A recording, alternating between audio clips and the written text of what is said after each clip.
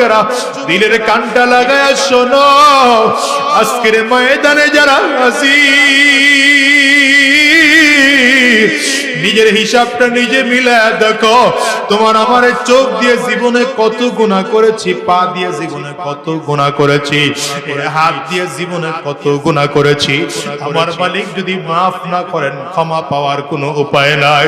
গুনাহগারের সামনে যখন আজরাইল দাঁড়ায় যাবে, আজরাইলের চেহারা বড় ভয়ঙ্কর।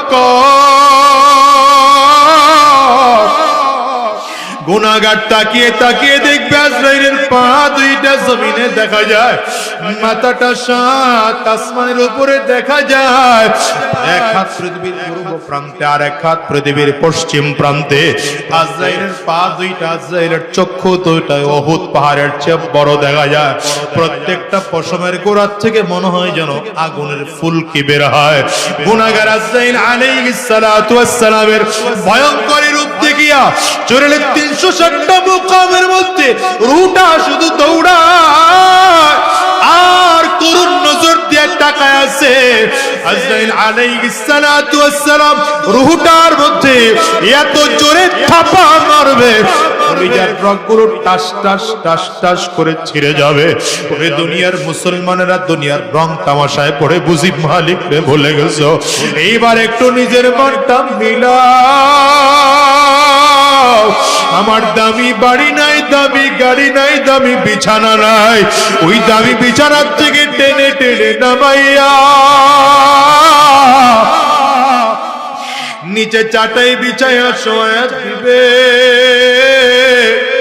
আরে তোমাকে আমাকে একদম পুরাতন চাদর দিয়ে ঢেকে রাখবে। সন্তান এসে চিৎকার করে আব্বা আব্বা বলে ডাকবে, ডাকের সাড়া দিতে পারবো না। পর্দার আড়ালের মা সন্তান এসে মা বলে ডাকবে, ডাকের সাড়া দিতে পারবো না। ওই কলিজার টুকরা সন্তান ওখানে বসে চিল্লায় আর বলে আব্বু জবান খোলো, জবান খুলে না। আব্বু জবাব দেওয়ার মতো শক্তি নাই। চলিয়ে যাবে বাজার থেকে কাফনের কাপড় কিনে আনার জন্য, একদল লোক চলিয়ে যাবে সাবান কিনে আনার জন্য, একদল লোক চলিয়ে যাবে বাঁশ কিনে আনার জন্য। বাজার থেকে বাঁশ কাটিয়া আরে কাঁচা বাঁশগুলো দিয়া কবরের মধ্যে সুন্দর করে কবর খনন করিয়া আমাকে বাগানের কিনারা নিয়ে গোসল করায় 3টা কাপড় দিয়ে প্যাকেট করবে। একটা মাথার মধ্যে বাঁধিবে, আর একটা কোমরে বানার, একটা পায়ের মধ্যে বাঁধিয়া জানাজাটা কমপ্লিট করাইয়া 3 জনে ধরাধরি করিয়া লাশ কবরের মধ্যে নিয়ে নামাবে। ওরে দুনিয়ার যুবক, যদি চোখে পানি না আসে কান্নার বান্দরে মালিকের কাছে মাপ চাও। আরে কবরের মধ্যে লাশটা যখন নামাবে, পায়ের বান খুলে, মাথার বান খুলে, মাজার বান খুলে দেবে। দুনিয়ার যুবকেরা একটা একটা করে বাঁশ বিছায় চাটাই দিতে আরম্ভ করবে। মাটির চাকাগুলো তোমার আমার কবরটা অন্ধকার হইয়া যায়। আল্লাহ আল্লাহ, সবাই ঘরে গিয়া বাতি জ্বালাবে, তোমার আমার কবরে কেউ বাতি দিবে না। কোন দুনিয়ার তালে পরে আমার মালিক রে ভুলে গেছো, কবরের আযাবের কথা ভুলে গেছো রে যুবক। দুনিয়াকে একটু ভালো, দুনিয়ার তামাশায় পড়ে আমার মালিক রে ভুলে গেছো। ওই কবর বড় ভয়ঙ্কর। কবরে রেখে আসলে পরে কবর কিন্তু বারবার বারবার করে ডাক দেয়, আনা বাইতুজ জুলমা, আনা বাইতুল ওয়াহদা, আনা বাইতুত তুরাব। আমি বড় একাকীর ঘর, আমি বড় অন্ধকার ঘর। আমার কাছে সাথী নাই, বাতি নাই, দুনিয়ার কোনো কিছুই নাই। আমি শুধু চিনি আমল। ভালো আমল করে যদি আসতে পারো আমি কবর ভালো আচরণ করব, আর যদি ভালো আমল করে আসতে না পারো কবর পোড়ার দল। আমি কবর দুই দিকের মাটিগুলো একত্রিত হইয়া এত জোরে চাপ মারবো, একটা পাঁজরের হাড্ডি আর একটা পাঁচ যাই নিয়ে পৌঁছাইয়া দেব। ওরে দুনিয়ার যুবক, দুনিয়ার আগুনের মধ্যে তাকানো যায় না, দুনিয়ার আগুন এক মুহূর্তের জন্য সহ্য করা যায় না। আমার গুনাহের কারণে কবর জাগুন ধাউ ধাউ ধাউ ধাউ করে জ্বলতেছে। আমার মালিকের কাছে কি মাফ চাইতো মনে চায় না। ওরে দুনিয়ার যুবক রে, কেমনে দুনিয়ার থেকে বিদায় নিবি রে ভাই? কবর থেকে চলে যাওয়ার পরে কত বছর থাকা লাগবে কারো জানা নাই। ওই কবরের আযাবের কোনো পাত্তা নাই। ওই দুনিয়ার মুসলমানেরা এরপরে হাসরের ময়দান, হাসরের ময়দানটা আরো ভয়াবহ অবস্থা। হাসরের ময়দানে মানুষ দেখবে মাথার সূর্যের মতো মারতে পড়ে, সূর্যের তাপের কারণে মাথার মগজগুলো ভাতের মারের মতো ভলকাইতে থাকবে। ওদিকে আমার মালিক জালালিয়াত, জাব্বারিয়াত আর কাহারিয়াতের কণ্ঠে ডাক দেয়, লিমানিল মুলকুল ইয়াউম। আমার মালিক বলবেন আজকের দিনের বাদশাহী কার? মানুষ সেদিন কথা বলতে পারবে না, মানুষগুলো এমন পাগল হয়ে যাবে। ডানেও তাকিয়ে দেখবে জাহান্নামের আগুন, বামেও তাকিয়ে দেখবে জাহান্নামের আগুন, সামনেও তাকিয়ে দেখবে জাহান্নামের আগুন, পেছনেও তাকিয়ে দেখবে জাহান্নামের আগুন। গুরিম গুরিম আওয়াজ, মানুষগুলো পাগল পারা হইয়া দৌড়ায়। আর কাছে যাবে সবাই তো ইয়া নফসি ইয়া নফসি বলে চিল্লায়, সব নবীরা ইয়া নফসি ইয়া নফসি বলে চিল্লায়। হঠাৎ করে দেখবে কোথা থেকে যেন একটা আওয়াজ আসতেছে, রব্বি হাবলি উম্মতি,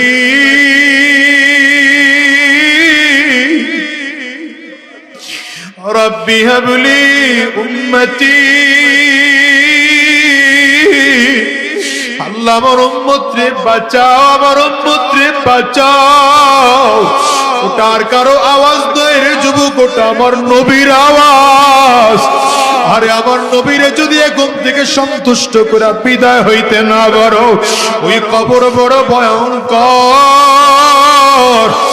দুনিয়া কেউ থাকতে পারে নাই রে বাজার, তুমি আর আমি ওই দুনিয়ায় থাকতে পারবো না। আজকে মসজিদটার দিকে তাকাইয়া দেখো, কত মানুষ যেন মা হারা, কত মানুষ যেন বাবা হারা। আমি আজাদির ঘরেও তো আমার মা নাই। এই মসজিদে কার কার মা নাই? হাতটা তুলে দেখাও রে বাজার। কার কার বাবা নাই? হাতগুলো তুলে রাখো বাজার, নামায় না। আমার যুবকগুলো তাকায় তাকায় দেখুক মাহারা মানুষগুলো কেমনে চিল্লায়া চিল্লায়া কান্দে। বাবা হারা মানুষগুলোর চোখ দিয়ে কেমনে পানির ফোঁটাগুলো বের হয়। যুবক এই মানুষগুলোর চেহারার দিকে একটু তাকাইয়া দেখ। এই মানুষগুলো তোমার কারো ঘরে মা নাই, এই মানুষগুলোর কারো ঘরে বাবা নাই, এই মানুষগুলোর কারো ঘরে আব্বা মা কেউ নাই। এই যুবক যদি কান্না না, সে কান্নার ভাম ধরো, আব্বা আম্মার কত সরল করে কাঁদো। আর চিল্লে আমার মালিক রে বলো, আল্লাহ যতদিন এই জমিনের মধ্যে থাকবো আর হারাম রাস্তায় চলবো না, আর শয়তানি রাস্তায় চলবো না, আর মিথ্যা রাস্তায় কদম বাড়াবো না। আল্লাহ তোমার গোলামি করব, কোরআন ও সুন্নাহ অনুযায়ী নিজের জীবনটাকে সাজাবো। কারা কারা তৈয়ার আছো বাজার? দুইটা হাত উঁচা করে আমার আল্লাহরে দেখাও, চিল্লাইয়া ডাক দাও আল্লাহ। জোরে আওয়াজ করে ডাক দাও না আল্লাহ। যদি চোখে পানি না আসে, কান্নার বাম ধরে ডাক দাও। ডানে আর বামে তাকাইয়া দেখো কার চোখে পানি। ওই মানুষটার দিকে তাকাইয়া নিজের নিজে ধিক্কার মারো, আর চোখের পানিগুলো ফেলে আমার মালিক রে চিল্লাইয়া ডাক দাও। আওয়াজ দিয়ে জোরে ডাক দাও না আল্লাহ, আরো জোরে ডাক দাও না আল্লাহ, জোরে জোরে জোরে আরো জোরে ডাকো আল্লাহ।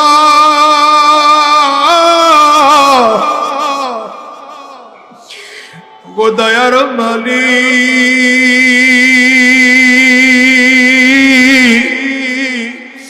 তুমি তোমার গোলামদের দিকে তাকাও। গোলামেরা তোমার কাছে ক্ষমা চায়, মাফ চায়। আল্লাহ তুমি মাফ করে দাও, মাফ করে দাও। আল্লাহ আর হারাম রাস্তায় চলবো না, আর শয়তানি রাস্তায় চলবো না, আর হারাম রাস্তায় কদম বাড়াবো না। কোরআন ও সুন্নাহ অনুযায়ী নিজের জীবন চালাবো। আল্লাহ তুমি কবুল করে নাও, কবুল করে নাও। চিৎকার করে বলো আমিন। আওয়াজ দিয়া জবান করে বলো আল্লাহুম্মা আমিন। ইয়া আইয়ুহাল্লাযীনা আমানুত্তাকুল্লাহ ওয়া কুনু মা'আস সাদিকিন। ইয়া আইয়ুহাল্লাযীনা আমানুত্তাকুল্লাহ ওয়া কুনু মা'আস সাদিকিন।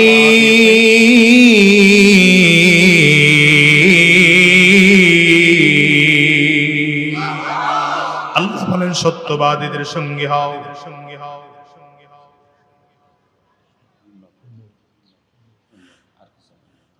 সত্যবাদীদের সঙ্গী হও। কার সঙ্গী? বলেন বলেন বলেন। সত্যবাদীদের সঙ্গে হও। সত্যবাদী কারা এটা একটু বোঝা দরকার। নবীদের যুগে সব থেকে সত্যবাদী ছিল নবীরা। নবী জমিন থেকে চলে যাওয়ার পরে সব থেকে সত্যবাদী সাহাবায়ে কারাম। সাহাবায়ে কারাম জমিন থেকে চলে যাওয়ার পরে সব থেকে সত্যবাদী তাবেঈন। তাবেঈন জমিন থেকে চলে যাওয়ার পরে সব থেকে সত্যবাদী তাবেঈন। তাবেঈন জমিন থেকে চলে যাওয়ার পরে সব থেকে সত্যবাদী আইম্মা মুজতাহিদিন। আইম্মা মুজতাহিদিন জমিন থেকে চলে যাওয়ার পরে সব থেকে সত্যবাদী ছিলেন উলামায়ে মুতাকাদ্দিমিন। তারাও জমিন থেকে বিদায় নেওয়ার পরে সব থেকে সত্যবাদী উলামায়ে মুতাআখিরিন। তারাও জমিন থেকে বিদায়। এই যুগের মানুষ যদি সত্যবাদী পাইতে চাও তাইলে উলামায়ে কেরামদের কাছে চলে যাও। এই যুগের সব থেকে সত্যবাদী উলামায়ে কেরাম। উলামায়ে কেরাম মিথ্যা কথা বলেন না, মিথ্যা পথে চলেন না, কোরআন ও সুন্নাহ অনুযায়ী জীবন চালান। কথা চালান। এটাকে বলে সুহবত। এটারে কি কয়? এটার নাম কি? এই সুহবতের বড় দাম। সুহবতের কারণে সাহাবী হয়ে যায়। সুহবতের কারণে সাহাবী হয়ে যায়। সুহবতের কারণে জান্নাতের সার্টিফিকেট দুনিয়ায় জীবিত থাকা অবস্থায় পাওয়া যায়। সুবহানাল্লাহ। এই আমার একটা প্রশ্নের উত্তর দেন তো। কোরআন হাদিস তো সাহাবীরাও যা পড়ছেন, তাবেঈরাও তাই পড়ছেন। কথা বলেন না। তাবেঈনরাও একই কোরআন পড়ছে, আমরাও না কোনো ব্যবধান আছে? কথা বলেন না। কোনো ব্যবধান আছে? কোরআন তারাও যা পড়ছে আমরাও তাই পড়ি নাকি? সাহাবীদের দাম এত। বলেন বলেন বলেন বলেন। কত চমৎকার উত্তর। হ্যাঁ বলেন। এইটাই জানতে চাইছিলাম। কারণ কি? নবীদের সুহবত। নবীর সুহবত পাওয়ার কারণে একই কোরআন আমরা পড়েছি, সাহাবীরাও পড়েছে। আমাদের মধ্যে আর সাহাবায়ে কেরামদের মধ্যে আসমান জমিন তফাৎ হয়ে গেছে। এই কথা বলেন। এই যে এখনকার যুগে এসে কেউ কয় কোরআন আছে আর সহিহ হাদিস আছে, আলেম লাগবে না, মাযহাব লাগবে না।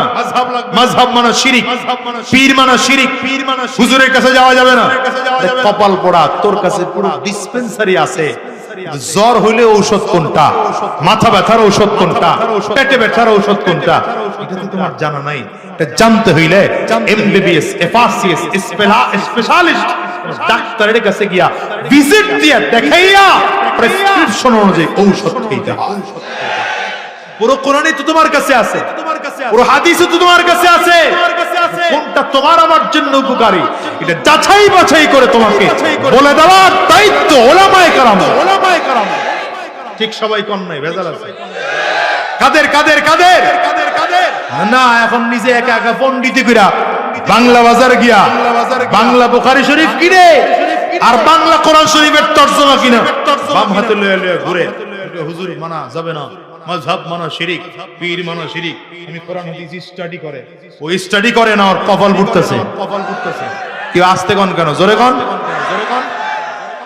যদি তাই হতো আল্লাহ শুধু কোরআন পাঠাইতেন, নবী পাঠাইতেন না। আল্লাহ নবীও পাঠাইছেন, কোরআনও পাঠাইছেন। ঠিক না? ঠিক না? দেখেন সাহাবায়ে কেরাম শুধুমাত্র নবীর সুহবতে থাকার কারণে এত দাম বাড়লো কেন? শুধুমাত্র নবীর সুহবত কেন দাম বেড়েছে? শুধু নবীর সুহবত। কেমন দাম? একটা ছোট্ট উদাহরণ দিলে বুঝবেন। আচ্ছা, এখানে 80 বছর 90 বছরের মুরব্বী আছেন, থাকার কথা না মনে হয়? হ্যাঁ, আচ্ছা যদি থাকে আপনার বয়স কত হবে? না, এত হওয়ার কথা না। 70-80 বছরের কোন মুরব্বী যদি থাকে, না এত হবে না। হবে? আচ্ছা, তাহলে উদাহরণটা বুঝতে সহজ হবে। দেখেন 80 বছরের কোন মুরব্বী এখানে আছেন মনে করে, এই মানুষটা বালেগ হওয়ার পর থেকে এক ওয়াক্ত নামাজ কাজা করে নাই মনে করেন। তাহলে প্রতিদিন যদি 5 ওয়াক্ত নামাজ পড়ে, 80 বছরের বৃদ্ধ বাজার মিনিমাম 65-70 বছর নামাজ পড়ছে। কথা কয় না? আচ্ছা, এবার একটু হিসাব করি। নবীর সাহাবী আবু বকর সিদ্দিক রাদিয়াল্লাহু আনহু কত বছর নামাজ পড়ছেন? ঈমান গ্রহণ করছেন 42 বছরে। কত বছরে? ইন্তেকাল করেছেন কত? 67 বছরের মতো বয়স। অল্প, না 63 না, নবীজির চেয়ে 2 বছর বয়স বেশি ছিল আবু বকর সিদ্দিক রাদিয়াল্লাহু আনহু। আবার নবীজির ইন্তেকালের 2 বছর 3 মাস পরে গিয়ে ইন্তেকাল করেছে। 67 বছর হবে, ঠিক না? তাহলে নামাজ ফরজ হয়েছে নবুয়তির 8ম বছরে। এখন বলেন আবু বকর সিদ্দিকের নামাজের বয়স কত? 25 বছর ধরলাম, কথা পায় না। 25 থেকে আরো 8 মাইনাস করে কত বছর? আহারে হিসাব বুঝুন। 17 বছর। কত বছর? আবু বকর সিদ্দিক রাদিয়াল্লাহু আনহু নামাজ পড়ার বয়স যদি হিসাব করি 16-17 বছর। যেই মুরব্বি 80 বছর বয়স, তার নামাজের তো আবু বকর সিদ্দিক রাদিয়াল্লাহু আনহুর তুলনায় 2 গুণ 3 গুণ বেশি। কোয়ান্টিটি হিসাব করলে, যদি রোজা হিসাব করি ওরকম অনেক বেশি।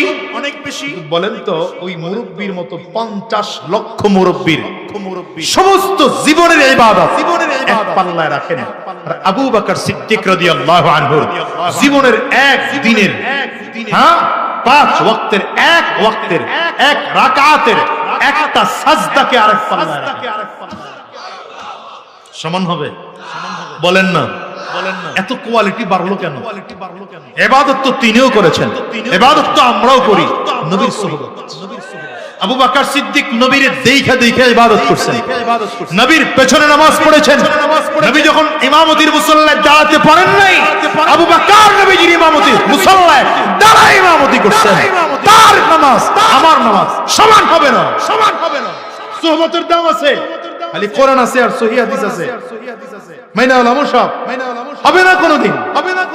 আলেমদের সুহবত লাগবেই তোমার। আসতে বলেন কেন? জোরে বলেন। আলেমদের সুহবত লাগবেই।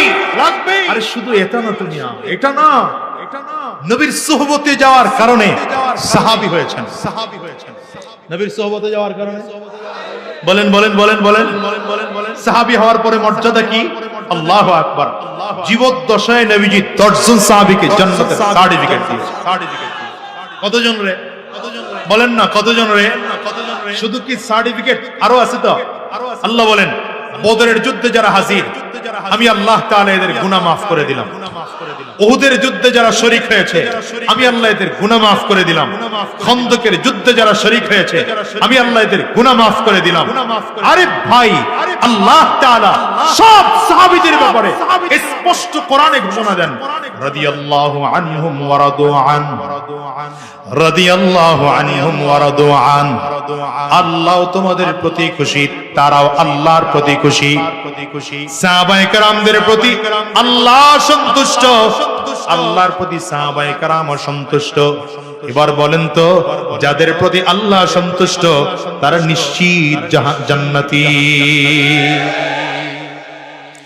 এত সন্তুষ্ট হওয়ার কারণ কেন? খন্দকের ময়দানে, উহুদের ময়দানে, বদরের ময়দানে যারা শরীক হয়েছেন, এই সাহাবায়ে কেরামদের জীবনের সবথেকে বড় ত্যাগ ছিল, বড় ত্যাগ।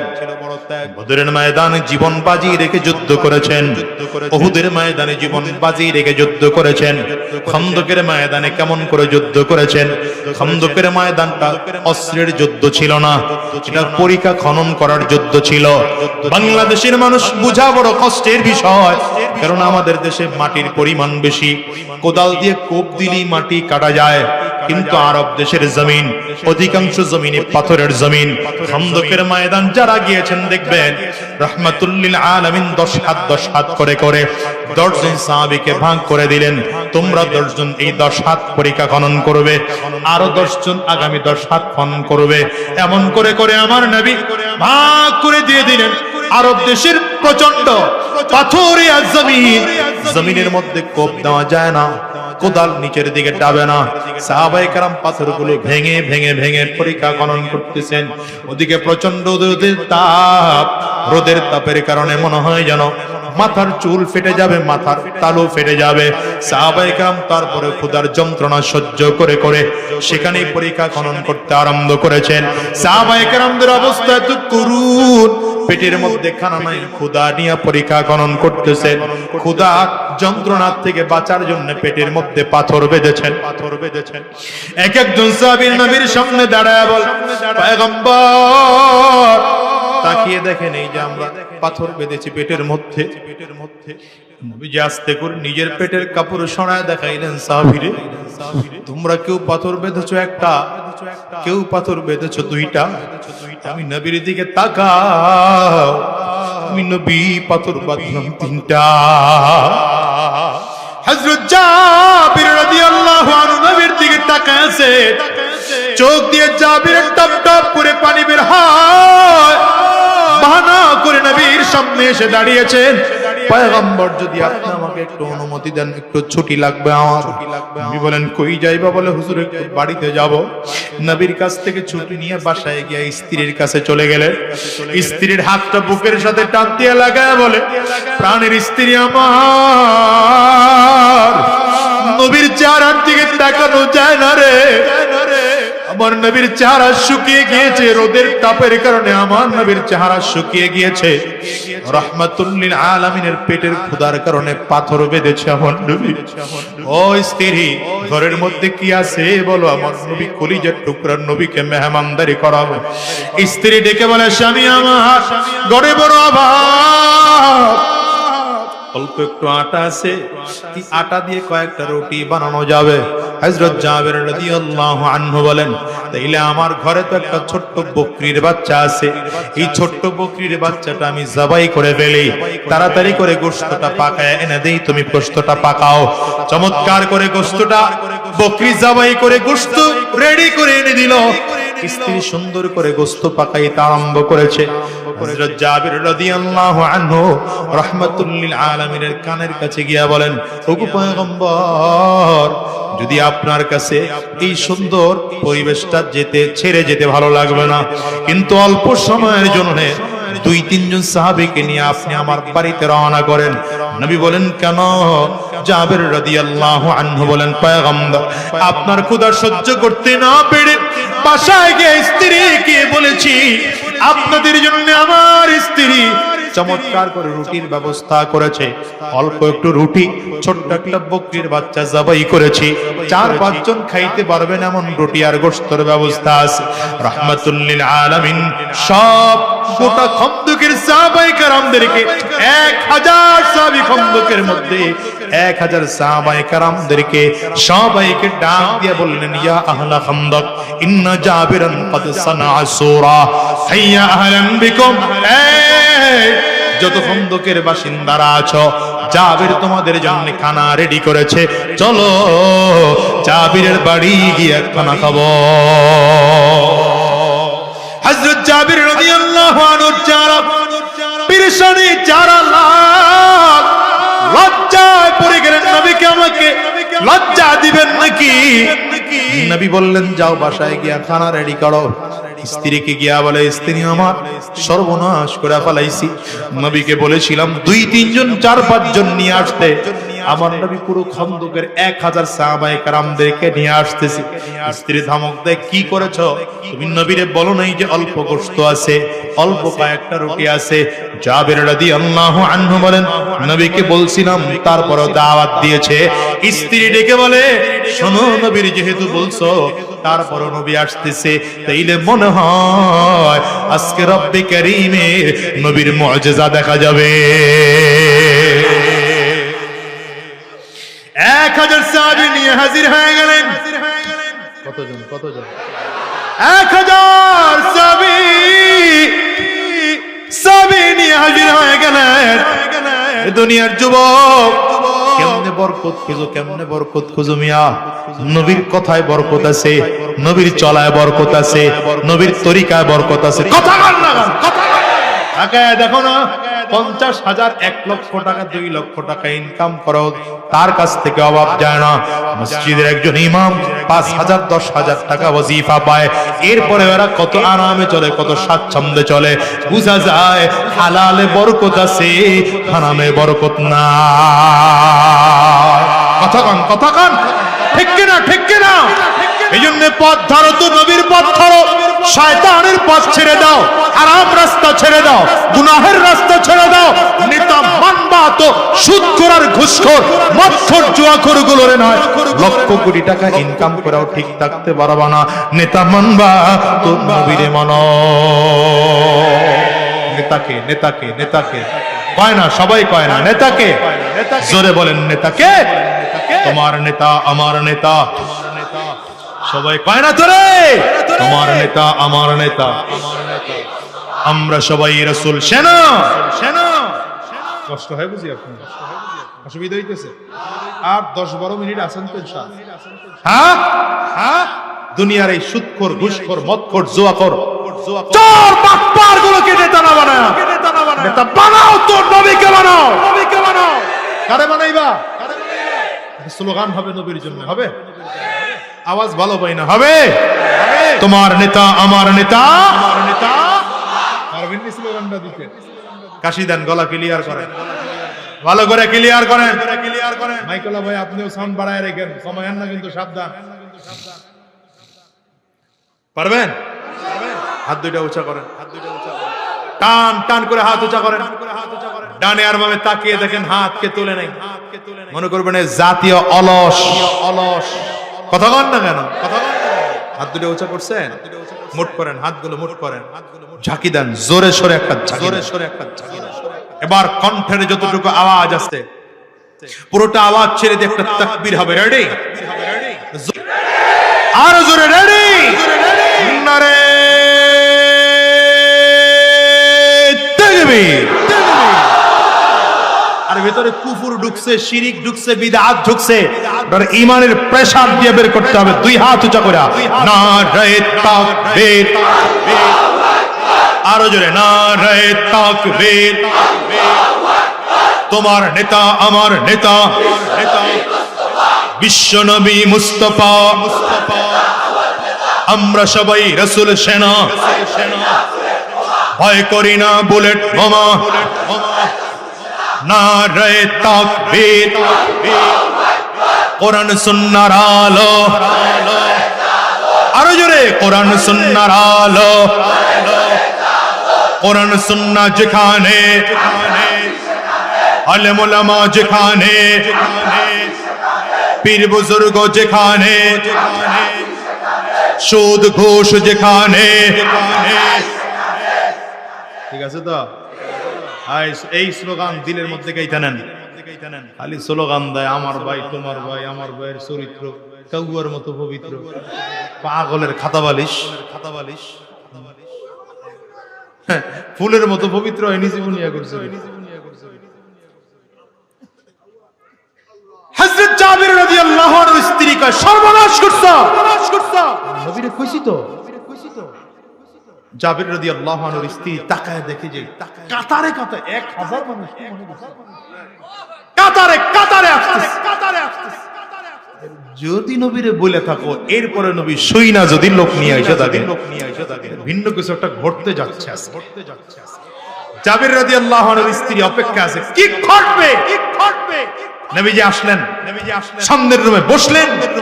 জাবের রাদিয়াল্লাহু আনহুকে কয়, গোশতের পাত্র নিয়ে আসো।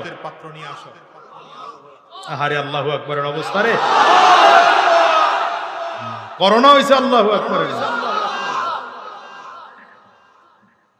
গোশতের পাত্র সামনে নিয়ে আসছে। নবীজি বললেন, রুটির খামেরাগুলো নিয়ে আসো। এখনো রুটি বানানো হয়নি। রুটির খামিরা আনছেন। নবীজি রুটির খামিরার মধ্যে বিসমিল্লাহির রহমানির রহিম বলে ফু দিয়া বললেন, ভিতরে নিয়ে যাও। ভিতরে বসে একজন বানাবে, খালি নিয়ে আসো, ডেলিভারি দাও আমারে। জাবের রাদিয়াল্লাহু আনহু বলেন, আমার নবীর হাতে একটা একটা করে রুটি দিলাম, আর নবীজি রুটির মধ্যে নিজের হাতে পাত্র থেকে গোশত উঠায়া রুটির মধ্যে দিয়া পেঁচায় পেঁচায় রোল বানায়া এক একজন সাহাবীর হাতে দেয়। 10 জন বিদায়, 20 জন বিদায়, 30 জন খেয়ে বিদায়, 50 জন বিদায়। 100 সাহাবীর খাওয়া শেষ, 200 শেষ, 300, 400, 500, 1000 সাহাবী ওই খানা দিয়ে খানা খেয়ে। নবী এবার ডাক দিয়েছেন, যাবে আসো, এবার তুমি আর আমি খাবো। নবীও খাইলেন। জাবের রাদিয়াল্লাহু আনহু বলেন, আমিও খাইলাম। হে নবীজি ট্যাক্সিটা আমার হাতে দিয়ে বললেন, এবার ঘরের ওয়ালাদেরকে খাইতে বলো। জাবের রাদিয়াল্লাহু আনহু বলেন, ডেকসি নিয়ে ঘরে গেলাম। ঘরে গিয়ে ডেকসি তুললাম, পাত্রের মুখ উঠাইলাম। ঘটনা কি দেখি তো, পাত্রের মুখ উঠিয়ে দেখেন জাবের রাদিয়াল্লাহু আনহু বলেন, যেমন খানা পাকিয়ে নবীর কাছে নিয়েছিলাম তেমনই এখনো আছে, একটা টুকরা গোশত ভেতর থেকে কম। বরকত চাও মিয়া, নবীর আদর্শ গ্রহণ করো। এজন্য আমি বারবার বলি, আজকে বলি, আগামীর দিনে যারা এই দেশের সরকারের ক্ষমতা আসবেন, ইসলাম ওয়ালাদের সাথে পরামর্শ করে চালাবেন, কোরআন ওয়ালাদের সাথে রাষ্ট্র পরামর্শ করে চালাবেন, কোরআন নিয়ে দেশের রাষ্ট্র পরিচালনা করবেন। খোদার কসম করে বললাম, বরকতের অভাব হবে না। আর যদি নিজের মতো করে চালান, 5 বছর টিকার কায়দা নাই, কারণ এদেশের জনগণ প্রতিবাদ করতে শিখে গিয়েছে। ঠিক কিনা বলেন? হাত উঁচা করে চিল্লায় বলেন, ইয়া আইয়ুহাল্লাযীনা আমানুত্তাকুল্লাহ, ইয়া আইয়ুহাল্লাযীনা আমানুত্তাকুল্লাহ ওয়া কুনু মা'আস সাদিকিন। রব্বি কারীম বলেন, দুনিয়ার মানুষেরা, ইমানদারেরা, তাকওয়া গ্রহণ করো, তাকওয়া গ্রহণ করো, তাকওয়া গ্রহণ করো। কলিজার মধ্যে আল্লাহ পাকের ভয় ঢোকাও। দ্বিতীয় নম্বর, সত্যবাদীদের সঙ্গে হও। আরে সত্যবাদী ছিলেন সাহাবায়ে কেরাম। সাহাবায়ে কেরাম জমিন থেকে বিদায় হয়ে গিয়েছেন।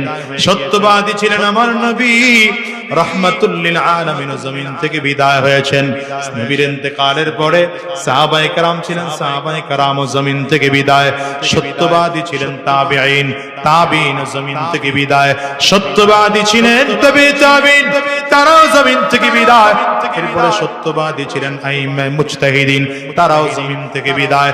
সত্যবাদী ছিলেন উলামায়ে মুতাকাদ্দিমিন, তারাও জমিন থেকে বিদায়।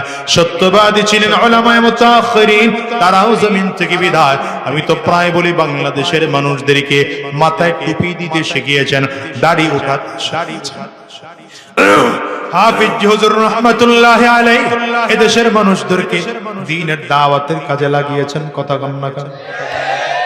হাফিজ হুজুর রাহমাতুল্লাহি আলাইহি এদেশের মানুষের মাথায় টুপি দিতে শিখিয়েছে। দুনিয়ার মুসলমানেরা, সদস্য হুজুর রাহমাতুল্লাহি আলাইহি দেশের মানুষকে দ্বীনের রাস্তায় ডাকতেন। তারা কত সত্যবাদী ছিলেন, কত বড় দ্বীনের বান্দা ছিলেন। আজকে তারা জমিনের মধ্যে নাই। হাফিজ হুজুর রাহমাতুল্লাহি আলাইহি ছিলেন, তারাও জমিন থেকে বিদায়। মুফতি আমিনী রাহমাতুল্লাহি আলাইহি ছিলেন, তারাও জমিন থেকে বিদায়। শাইখুল হাদিস আল্লামা আজিজুল হক রাহমাতুল্লাহি আলাইহি ছিলেন, তারাও জমিন থেকে বিদায়। যুবক কুতুবুল আলম কালো মানিক সৈয়দ ফজলুল করিম রাহমাতুল্লাহি আলাইহি ছিলেন, তারাও জমিন থেকে বিদায়। যুগের পরিবর্তনের কারণে আল্লামা জুনায়েদ বাবনগরীও জমিন থেকে বিদায়, আল্লামা শাহ আহমদ শফিও জমিন থেকে বিদায়, ওলামায়ে কেরাম সব একজন একজন করে বিদায় হয়ে গিয়েছেন। হিসাব করে মিলিয়ে দেখো এখন বর্তমান যুগে যারা আছেন ওলামায়ে কেরাম, এদের মতে চলো, এদের পথে চলো, কোরআন অনুযায়ী সুন্নাহ অনুযায়ী নিজের জীবনটাকে সাজাও, আর মালিকের কাছে পাক্কা সচ্চা দিলে তওবা করো। ওগো দয়ার মালিক, আমি ছাড়া বোধহয় দুনিয়ার সব মানুষ ভালো, আমি একা বান্দাই বুঝি তোমার পাপী বান্দা। কেন বলি জানো দুনিয়ার মুসলমানেরা, নবীর সাহাবী হযরত ওমর রাদিয়াল্লাহু আনহু, যিনি নবীজির জবানে জান্নাতের সার্টিফিকেট প্রাপ্ত সাহাবী, এই সাহাবী চোখের পানি ফেলে কান্না করতেন, এমন পরিমাণ কান্না করতে করতে গালের মধ্যে কালো দাগ পড়ায় ফেলছেন। লোকজন আসছে, খলিফাতুল মুসলিমিন ঔষধ লাগান, গালের কালো দাগ দেখতে ভালো দেখা যায় না। হযরত ওমর বলেন আমি ঔষধ লাগাবো না, আমি অবস্থায় আমার মালিকের দরবারে উঠবো। আমার মালিক যদি ডাক দেয় রে ওমর, আমি মালিকের দরবারে কে নিয়ে হাজির, আমি আমার আল্লাহর ডাক দিয়া বলবো আল্লাহ, আমি তোমার জাহান্নামের ভয়ে, তোমার ভয়ে কাঁদতে কাঁদতে গালের মধ্যে দুইটা কালো দাগ পড়ায় নিয়ে আসছি। ওরে ওমর রাদিয়াল্লাহু আনহু হুযায়ফা রাদিয়াল্লাহু আনহুর দিকে তাকায় বলতেন, আরে ভাই, নবীর সব মুনাফিকদের লিস্ট তো তোমার খাতার মধ্যে আছে, একটু দেখো আমার নামটা তোমার কাছে আছে কিনা, আমার নামটা তোমার খাতায় নবী বলে গেছেন কিনা। হযরত হুযায়ফা বলেন আছে এটাও বলবো না, নাই সেটাও বলবো না, নবী বলতে নিষেধ করেছেন। হযরত ওমর ফারুক রাদিয়াল্লাহু আনহু বলেন তাইলে বলো আমি মারা গেলে তুমি আমার জানাজায় আসবা কিনা, মুনাফিকের জানাজায় তো তুমি যাও না। হযরত হুযায়ফা বলেন কি বলেন আপনি, খলিফাতুল মুসলিমিন আমিরুল মুমিনিন মারা গেলে আবার জানাজায় কেমনে আমি না যাব।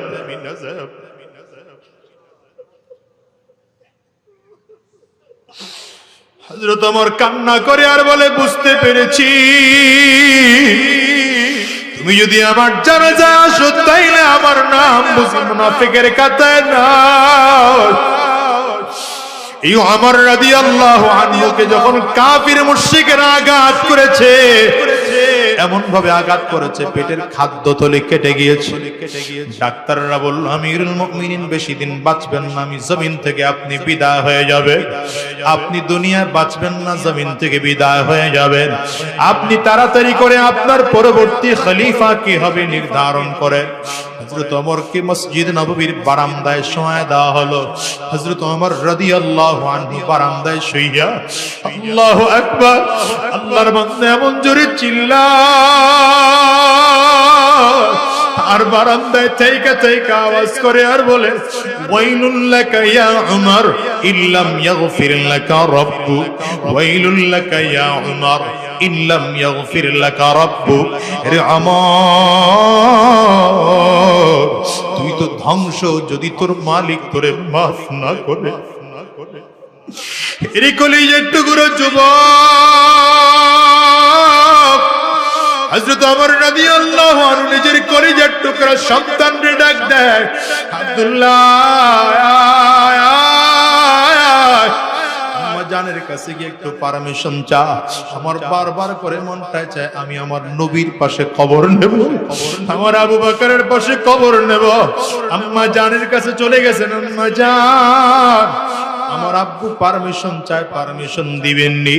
আম্মা জান পারমিশন দিয়ে দিলেন। হযরত ওমর রাদিয়াল্লাহু আনহু সন্তানকে ডাক দেয়, ও কলিজার টুকরা সন্তান, আম্মা জানের কাছে আবারও পারমিশন চাইবা। বলে বাবা পারমিশন দিয়ে দিছে। কয় না, তারপরে আবারও পারমিশন চাইবা। আমি যখন জমিন থেকে বিদায় হয়ে যাব, আমারে চমৎকার করে গোসল করাইবা, সুন্দর করে গোসল করাইয়া কাফনের কাপড় পরাইবা, কাফনের কাপড়টা পরাইয়া জানাজা পড়াইয়া আমার লাশ নিয়ে আম্মা জানের দরজার সামনে রাখবা। এরপরে আবার প্রশ্ন করবা, যদি আম্মা জান রাজি হয় তাইলে আমার নবীর পাশে আবু বকর সিদ্দিকের পাশে দাফন দিবা, আর যদি না বলে তাইলে আমার লাশ নিয়ে জান্নাতুল বাকির মধ্যে দাফন দিবা। কেন বলি জানো? এখন তো আমি খলিফাতুল মুসলিমিন, আমিরুল মুমিনিন। হায় রে, আম্মা জান হয়তো লজ্জায় পরে আমাকে পারমিশন দিয়ে দিছেন, কিন্তু যেই দিন এমন হবে আমি জমিন থেকে বিদায় হয়ে যাব, সেই দিন আমি খলিফাতুল মুসলিমিন থাকবো না, সেদিন আমি আমিরুল মুমিনিন থাকবো না। আমার পরিচয় আমি নবী গোলাম, আমি খাত্তাবের ছেলে। ওই দিন আম্মা জানের কাছে গিয়ে পারমিশন চাইবা। কেন বলি রে বাবা, জানো কবর বড় ভয়ঙ্কর। হযরত ওমর কই কবর মৃত্যুর পরে সবথেকে প্রথম ঘাঁটি। কবর যদি কারোর নিরাপদ না হয় তাইলে অন্য কোন জায়গা আর নিরাপদ হবে না। আমি এই জন্য আমার কবরটা নিরাপদ করার জন্য নবীর পাশে ঘুমাইতে চাই। এরে দুনিয়ার মুসলমানেরা, ড্যামরার যুবকেরা, দিলের কানটা লাগায়া শোনো, আজকের ময়দানে যারা হাজির, নিজের হিসাবটা নিজে মিলায়া দেখো। তোমার আমার চোখ দিয়ে জীবনে কত গুনাহ করেছি, পা দিয়ে জীবনে কত গুনাহ করেছি, হাত দিয়ে জীবনে কত গুনাহ করেছি। আমার মালিক যদি মাফ না করেন, ক্ষমা পাওয়ার কোনো উপায় নাই। গুনাহগারের সামনে যখন আজরাইল দাঁড়ায় যাবে, আজরাইলের চেহারা বড় ভয়ঙ্কর। গুনাহগার তাকিয়ে তাকিয়ে দেখবে আজরাইলের পা দুইটা জমিনে দেখা যায়, মাথাটা সাত আসমানের উপরে দেখা যায়। এক হাত পৃথিবীর পূর্ব প্রান্তে আর এক হাত পৃথিবীর পশ্চিম প্রান্তে। আজরাইলের পা দুইটা, আজরাইলের চক্ষু দুইটা উহুদ পাহাড়ের চেয়ে বড় দেখা যায়। প্রত্যেকটা পশমের গোড়া থেকে মনে হয় যেন আগুনের ফুলকি বের হয়। গুনাহগার আজরাইল আলাইহিস সালাতু ওয়াস সালামের ভয়ঙ্কর রূপ দেখিয়া চোরের 360টা মুকামের মধ্যে রুহটা শুধু দৌড়ায় আর করুণ নজর দিয়ে তাকায় আছে। আজরাইল আলাইহিস সালাতু ওয়াস সালাম রুহটার মধ্যে এত জোরে থাপা মারবে, কলিজার রগগুলো টাস টাস টাস টাস করে ছিঁড়ে যাবে। ওই দুনিয়ার মুসলমানেরা দুনিয়ার রং তামাশায় পড়ে বুঝি মালিক রে ভুলে গেছো। এইবার একটু নিজের মনটা মিলা। আমার দামি বাড়ি নাই, দামি গাড়ি নাই, দামি বিছানা নাই, ওই দামি বিছানার থেকে টেনে টেনে নামাইয়া নিচে চাটাই বিছায়া শোয়া দিবে। আরে তোমাকে আমাকে একদম পুরাতন চাদর দিয়ে ঢেকে রাখবে। সন্তান এসে চিৎকার করে আব্বা আব্বা বলে ডাকবে, ডাকের সাড়া দিতে পারবো না। পর্দার আড়ালের মা, সন্তান এসে মা বলে ডাকবে, ডাকের সাড়া দিতে পারবো না। ওই কলিজার টুকরা সন্তান ওখানে বসে চিল্লায় আর বলে আব্বু জবান খোলো, জবান খুলে না। আব্বু জবাব দেওয়ার মতো শক্তি নাই। চলিয়ে যাবে বাজার থেকে কাফনের কাপড় কিনে আনার জন্য, একদল লোক চলিয়ে যাবে সাবান কিনে আনার জন্য, একদল লোক চলিয়ে যাবে বাঁশ কিনে আনার জন্য। বাজার থেকে বাঁশ কাটিয়া আরে কাঁচা বাঁশগুলো দিয়া কবরের মধ্যে সুন্দর করে কবর খনন করিয়া আমাকে বাগানের কিনারা নিয়ে গোসল করায় 300 কাপড় দিয়ে প্যাকেট করবে। একটা মাথার মধ্যে বাঁধিবে, আর একটা কোমরে বানার, একটা পায়ের মধ্যে বাঁধিয়া জানাজাটা কমপ্লিট করাইয়া তিনজনে ধরাধরি করিয়া লাশ কবরের মধ্যে নিয়ে নামাবে। ওরে দুনিয়ার যুবক, যদি চোখে পানি না আসে, কান্নার বান্দরে মালিকের কাছে মাফ চাও। আরে কবরের মধ্যে লাশটা যখন নামাবে, পায়ের বান খুলে, মাথার বান খুলে, মাজার বান খুলে দেবে। দুনিয়ার যুবকেরা একটা একটা করে বাঁশ বিছায় চাটাই দিতে আরম্ভ করবে। মাটির চাকাগুলো দে, তোমার আমার কবরটা অন্ধকার হইয়া যায়। আল্লাহ আল্লাহ সবাই ঘরে গিয়া বাতি জ্বালাবে, তোমার আমার কবরে কেউ বাতি দিবে না। কোন দুনিয়ার তালে পরে আমার মালিক রে ভুলে গেছো, কবরের আযাবের কথা ভুলে গেছো রে যুবক। দুনিয়াকে একটু ভালো, দুনিয়ার তামাশায় পড়ে আমার মালিক রে ভুলে গেছো। ওই কবর বড় ভয়ঙ্কর, কবরে রেখে আসলে পরে কবর কিন্তু বারবার করে ডাক দেয়, আনা বাইতুজ জুলমা, আনা বাইতুল ওয়াহদা, আনা বাইতুত তুরাব। আমি বড় একাকীর ঘর, আমি বড় অন্ধকার ঘর, আমার কাছে সাথী নাই, বাতি নাই, দুনিয়ার কোনো কিছুই নাই। আমি শুধু চিনি আমল, ভালো আমল করে যদি আসতে পারো আমি কবর ভালো আচরণ করব, আর যদি ভালো আমল করে আসতে না পারো কবল পোড়ার দল। আমি কবর দুই দিকের মাটিগুলো একত্রিত হইয়া এত জোরে চাপ মারবো, একটা পাজরের হাড্ডি আর একটা পাঁচজাই নিয়ে পৌঁছাইয়া দেব। ওরে দুনিয়ার যুবক, দুনিয়ার আগুনের মধ্যে তাকানো যায় না, দুনিয়ার আগুন এক মুহূর্তের জন্য সহ্য করা যায় না। আমার গুনাহের কারণে কবর আগুন ধাউ ধাউ ধাউ ধাউ করে জ্বলতেছে। আমার মালিকের কাছে কি মাফ চাইতো মনে চায় না। ওরে দুনিয়ার যুবক রে, কেমনে দুনিয়ার থেকে বিদায় নিবি রে ভাই? কবর থেকে চলে যাওয়ার পরে কত বছর থাকা লাগবে কারো জানা নাই। ওই কবরের আযাবের কোনো পাত্তা নাই। ওই দুনিয়ার মুসলমানেরা এরপরে হাসরের ময়দান, হাসরের ময়দানটা আরো ভয়াবহ অবস্থা। হাসরের ময়দানে মানুষ দেখবে মাথার সূর্যের মধুমার উপরে, সূর্যের তাপের কারণে মাথার মগজগুলো ভাতের মারের মতো ভলকাইতে থাকবে। ওদিকে আমার মালিক জালালিয়াত, জাব্বারিয়াত আর কাহারিয়াতের কণ্ঠে ডাক দেয়, লিমানিল মুলকুল ইয়াউম। আমার মালিক বলবেন আজকের দিনের বাদশাহী কার? মানুষ সেদিন কথা বলতে পারবে না, মানুষগুলো এমন পাগল হয়ে যাবে। ডানেও তাকিয়ে দেখবে জাহান্নামের আগুন, বামেও তাকিয়ে দেখবে জাহান্নামের আগুন, সামনেও তাকিয়ে দেখবে জাহান্নামের আগুন, পেছনেও তাকিয়ে দেখবে জাহান্নামের আগুন। গুরিম গুরিম আওয়াজ, মানুষগুলো পাগল পারা হইয়া দৌড়ায়। আর কাছে যাবে সবাই তো ইয়া নফসি ইয়া নফসি বলে চিল্লায়, সব নবীরা ইয়া নফসি ইয়া নফসি বলে চিল্লায়। হঠাৎ করে দেখবে কোথা থেকে যেন একটা আওয়াজ আসতেছে, রব্বি হাবলি উম্মতি,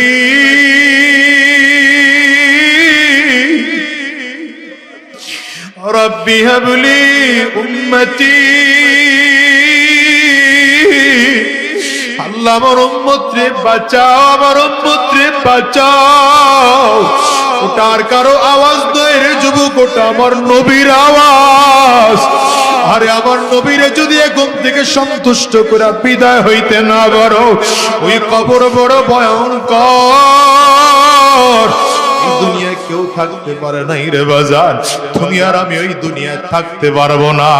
আজকের মজলিসটার দিকে তাকাইয়া দেখো, কত মানুষ যেন মা হারা, কত মানুষ যেন বাবা হারা। আমি আজাদির ঘরেও তো আমার মা নাই। এই মজলিসে কার কার মা নাই? হাতটা তুলে দেখাও রে বাজার। কার কার বাবা নাই?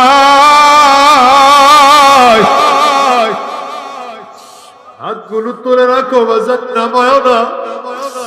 আমার যুবকগুলো তাকায় তাকায় দেখুক মাহারা মানুষগুলো কেমনে চিল্লায়া চিল্লায়া কান্দে, বাবা হারা মানুষগুলোর চোখ দিয়ে কেমনে পানির ফোঁটাগুলো বের হয়।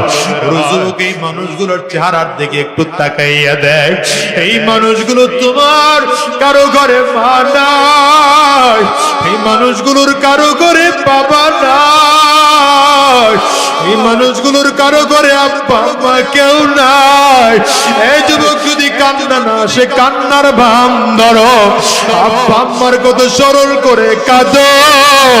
আর চিল্লে আমার মালিক রে বলো, আল্লাহ যতদিন এই জমিনের মধ্যে থাকবো আর হারাম রাস্তায় চলবো না, আর শয়তানি রাস্তায় চলবো না, আর মিথ্যা রাস্তায় কদম বাড়াবো না। আল্লাহ তোমার গোলামি করব, কোরআন ও সুন্নাহ অনুযায়ী নিজের জীবনটাকে সাজাবো। কারা কারা তৈয়ার আছো বাজার? দুইটা হাত উঁচা করে আমার আল্লাহরে দেখাও, চিল্লাইয়া ডাক দাও আল্লাহ। জোরে আওয়াজ করে ডাক দাও না আল্লাহ। যদি চোখে পানি না আসে কান্নার বান্দরে ডাক দাও। ডানে আর বামে তাকাইয়া দেখো কার চোখে পানি। ওই মানুষটার দিকে তাকাইয়া নিজের নিজে ধিক্কার মারো, আর চোখের পানিগুলো ফেলে আমার মালিক রে চিল্লাইয়া ডাক দাও।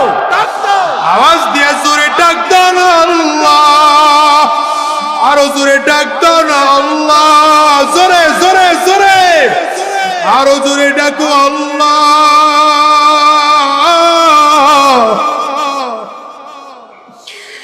গো দয়ার মালিক,